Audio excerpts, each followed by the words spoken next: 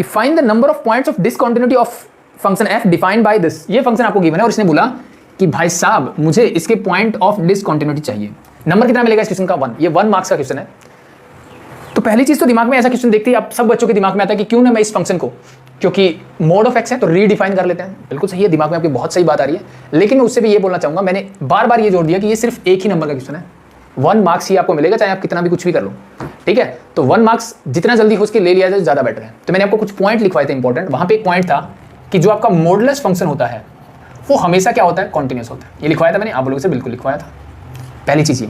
तो अगर मैं सिर्फ मोड एक्स की बात करूं, क्या ये मॉडुलस फंक्शन है, आप बोलोगे सर बिल्कुल है। तो क्या ये कॉन्टिन्यूस होगा, आप बोलोगे बिल्कुल कॉन्टिन्यूस होगा, नो प्रॉब्लम, ठीक है। अगर मैं बोलता हूं कि मोड x प्लस 1, क्या ये मॉडुलस फंक्शन है, आप बोलोगे सर ये भी मॉडुलस फंक्शन है, क्या ये भी कॉन्टिन्यूस होगा, आप बोलोगे सर बिल्कुल कॉन्टिन्यूस होगा, क्योंकि मॉडुलस फंक्शन है तो ये भी कॉन्टिन्यूस होगा।